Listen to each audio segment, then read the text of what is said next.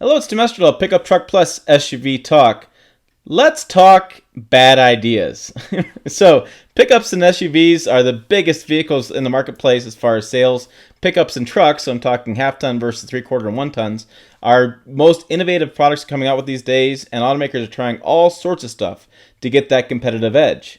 However, it doesn't always work out that way. So I was doing some research and I found 5 either engineering, manufacturing, marketing, just failures from different automakers. Now that'll be fun to put together a list. This will be part 1 of the list, and you can comment below or send mail to tim@pickuptrucktalk.com with your big failures, things that you've seen over the years. They're supposed to be the next big thing, and they didn't go anywhere. So let's get to these top 5, and like I said, comment below. Let me know what you think I should include in another part 2 of this video.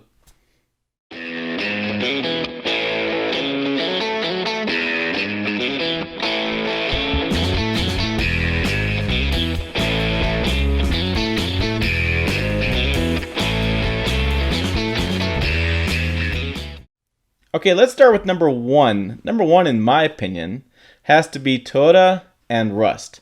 No, I'm not talking the multi-million-dollar lawsuit they just settled a couple years ago. They replaced a bunch of rusty old frames.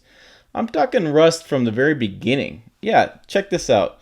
So when the Toyota pickups came over in the 1970s, they had the small Hiluxes. These are the small, very compact pickups.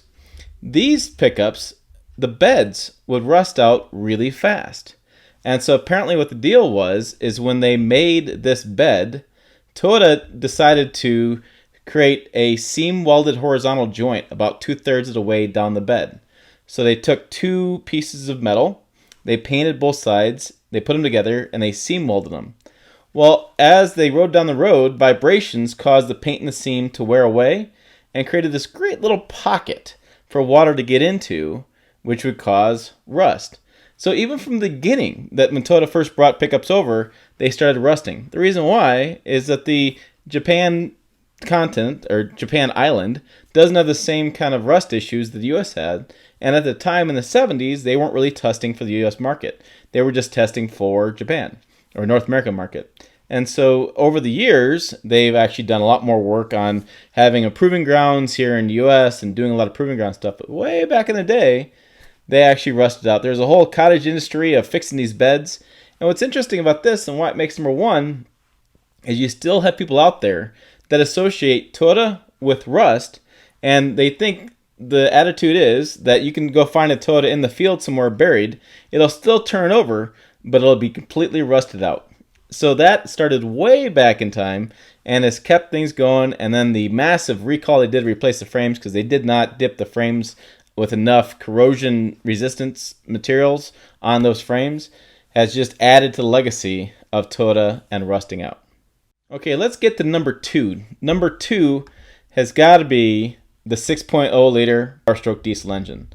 This diesel engine that Ford came out with just really had a lot of problems. So it came out in 2003 Ford F-Series Super Duty.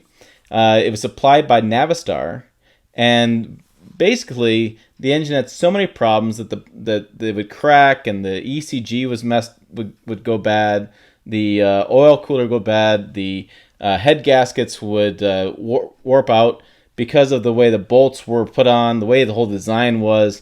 It just was a terrible engine, and it was so terrible it really hurt the name of Powerstroke, and it caused the end of the 30-year relationship between Ford and Navistar.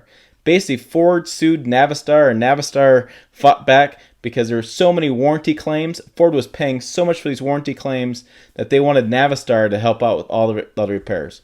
This did lead to the 6.7 liter Powerstroke engine, and it led to much better Powerstroke diesel engines in the future. But that 6.0 liter that they came out with back then, that was a disaster.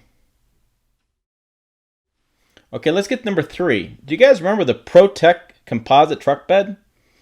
Probably not. This was General Motors back in 2001. The timing is that a lot of composites starting to be used in pickup truck beds. For example, Ford's Ranger Splash and the F-150 Splash had both had plastic outer shells. And in fact, today's dually pickups often have outer shells on the rear outside tires.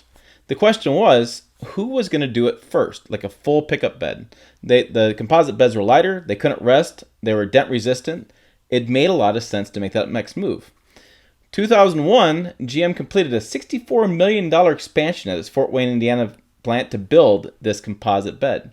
It was going to be available as a short bed in the 1500 series, and it was going to be $850 more than the standard steel bed. This seemed like a no-brainer, like a full composite bed, $850, no rust, dent resistant, and lighter weight. No scratches, you don't need a line exit, makes a lot of sense. The problem was, it didn't sell any. So General Motors projected 50,000 units were going to be sold by the first year. They actually sold about 5,000. Yeah, it turns out that there was some setbacks at launch, but the surface wasn't quite right. The quality problems and dealers not really knowing much about them, as well as GM's marketing back in the day, that they just weren't stocking them. And so the dealers that were stocking them seemed to be selling them. So what happened is that the dealers weren't selling them because commissions for sales personnel in a dealer might be higher with a 225 bed liner than for the factory installed pro-tec Silverado bed. So why sell the factory option when you make more money selling the bed liner? So it was a total miss, completely missed. They sold them for a couple of years, they lost tens of millions of dollars, and they never came back. Now, this brings us to the big question, is that GM is launching, or GM season to have a carbon fiber bed on the Sierra coming out this fall. Will the same thing happen? Has GM learned their lessons? Who knows? I think it's kind of fun foreshadowing between the pro-tec bed back in the day and the new Carbon Fiber Pro coming out later this fall. Okay, let's go number 4. Number 4 big miss is, God bless General Motors. They tried to get the hybrid pickup on the marketplace. And this is a little foreshadowing to today's Ram e-torque system. For years, Chevy's tried to get a Silverado hybrid to sell. The first time they debuted it in 2005 was a modest, mild hybrid technology, and there was limited availability. That nobody really saw it. Then they tried again in 2009 2013 with a more advanced dual mode hybrid system. But really, the fuel economy is only about 1 mile per gallon better, and it was really a high price. So they phased those out again. And then they came out with the e-assist system. This was based off the Malibu platform. Again, another mild hybrid. They introduced them in 2016 with only 500 available in the Chevy Silverado and 200 available in GMC Sierra, and that was only for California. Then they expanded it. They expanded the production of it and availability nationwide because it offered 2 mile per gallon better highway and city and combined fuel economy for a 2-wheel drive pickup versus a 2-wheel drive non-hybrid, and it cost about $500.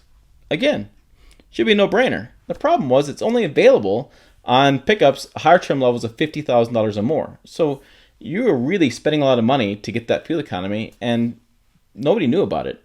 I wrote many stories about this, and people still give me weird looks. So it expanded 2018 nationwide. We're going nationwide, going bonkers. And then when the 2019 comes out, guess what's missing in the press releases? The hybrid. It's dead yet again. So God bless General Motors. 3 times you've tried to build a hybrid Sierra and Silverado, and 3 times customers are saying, nah, we're good. And so now it leads us into the Ram doing the e-torque. I've had a question of the day on this on channel for a while about whether that's a big deal or not, and I'm not getting a lot of momentum behind that question. So that could be on a future list as a future bad idea. Okay, let's get down to number 5. Number 5 is the EcoBoost issue back from 2011 and 2012. And this issue came out of the southern states. It turns out that through their testing, and they tell me they test these vehicles everywhere, they didn't really test for a lot of moisture built up in the intercooler.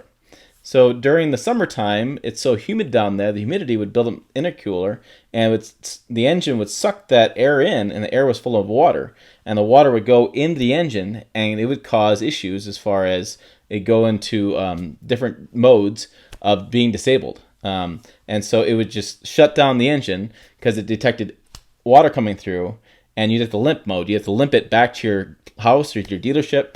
And limp mode was pretty darn dangerous because it would reduce speeds and it would also disable some of the computer systems. And people were really afraid of braking and afraid of steering and just would totally shut you down. So you could be Passing. I heard this a lot from people passing. Passing at 80 miles an hour, all of a sudden limp mode pulls you right down, slows you, takes away the performance, and you got to get behind the truck or get out of the last mode as fast as you can, as safely as you can. It was a big issue. And so what's interesting about this issue was that Ford offered a recall, and the recall was, well, pretty darn simple. So what they did was they took an air deflector from the top of the intercooler and they installed it on the bottom. This helps vaporize the condensation trapped at the bottom of the intercooler. Yeah, that's it. Air deflector from top to the bottom. Simple fix. The problem is nowadays, a lot of people did their own fix. They got tired of waiting for Ford to fix things. And so a lot of people have drilled little small holes in the bottom of the intercooler. And so now you have a bunch of these EcoBoost engines running around with little small holes in the intercooler to stop moisture building up. The holes let the water drain out. So just a fun whoopsie that was from back in the day when Ford was really pushing the EcoBoost quite hard, and they came up with this issue they didn't test for, which to me, why wouldn't you test for that? That's a no-brainer. There's part of the country that's really humid. Yeah, the entire South is really humid. There you go. There's my top 5 pickup truck failures that I found through my Google searching and through the years of doing this job. So please let me know below what you've seen as far as failures, things that you'd like to bring up in another part 2 of this maybe ongoing series of failures, because we all love failures. Make sure you subscribe below to keep track of what's all the crazy ideas I come up with and all the adventures I go on. Send hate mail to tim@pickuptrucktalk.com. We're on Facebook, Instagram, and Twitter, all variations of Pickup Truck Talk. Thanks for watching. We'll see you down the road.